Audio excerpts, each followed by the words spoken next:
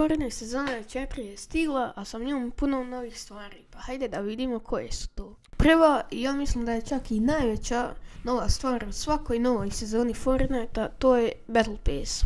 Pa hajde da vidimo šta je novo u njemu. Kao i u svakom novom Battle Passu ima puno novih kozmetika, skinova i svašta nešta, ali moja ocjena za ovaj Battle Pass je 6 od 10 zato što mi se ne sviđaju baš skinovi, ali ima i dva skina koja mi se baš sviđaju, pa hajde da vam pokažem koja su to. Prvi skin je 50x, znači ovaj flopper samo što je nabuildovana, znači trebalo mu je 10 sezona da ovako izgleda.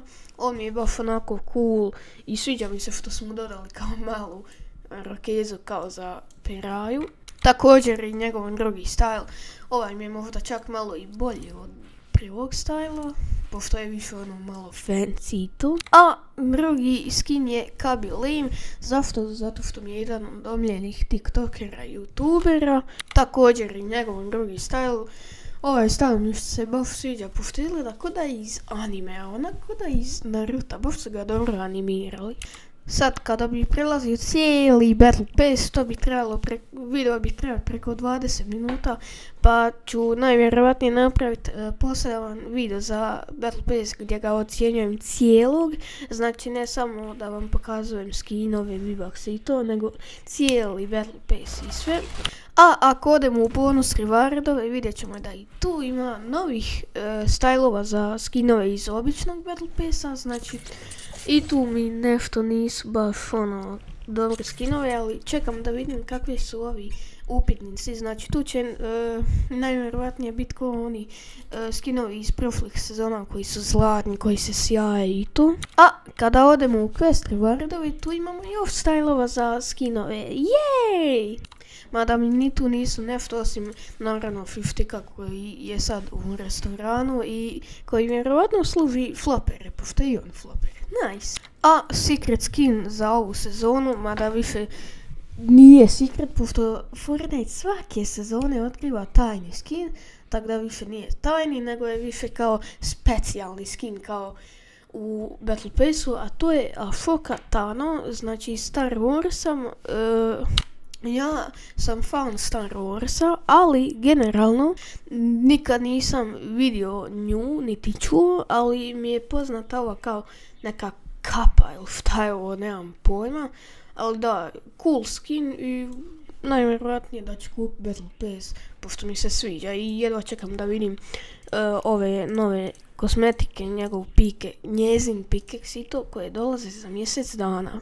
Tema ove sezone jeste agencija, špijuni i to i mnogo je slična Chapteru 2 sezoni 2, ko se sjeća, znači da je to ista tema kao i tema Chaptera 4 sezone 4, koja je po meni isto jedna od najboljih sezona, pošto mi je Chapter 2 sezona 2 bila jedna od najlegendarnijih sezona, pošto tu je i došao i Midas, i Brutus, i Pil, i sve novo. Ali novo ime nove sezone jeste Last Resort. Sad to ne znam šta znači, ali hajde da kažemo da znači kao zadnji pokušaj ili tako nešto, makar ja tako mislim. U novoj sezoni su došli puno novih gunova i novih gardova, kao što vidite, Forecast Tower. Odbranite svoje gardove i, kako da kažem, claim, samo malo. Preuzmite svoj Forecast Tower objektiv prije svakoga. I da, ovdje vidite te gardove, baš izgledaju sikono. Ali kakva bi to nova Fortnite sezona bila bez novih gunova? Da, došli su 5 novih gunova, kao što sam rekao. Znam da su dodali kao nekog novog robota kojeg bacite i onda on vas štiti i puca u druge igrače, tako da to vam je kao mali onaj teammate ako igrate solos.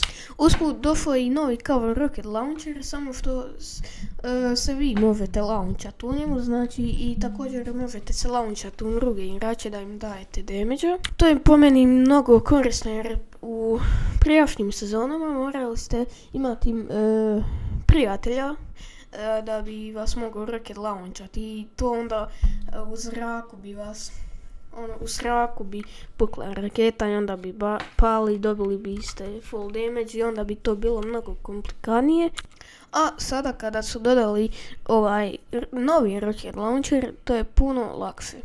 I za kraj videa, hajde da pogledamo novi item shop. Sada, pošto je baš velik item shop, ja ću samo scrollat i kada nađem na neke cool skinove koji su mislim da bi vam trebao pokazat, onda ću vam pokazati. Znači, došao je novi locker bundle, to je od RGWS locker bundle. Iskreno ne znam ko je to, ali ima baš dobar i lijep bundle.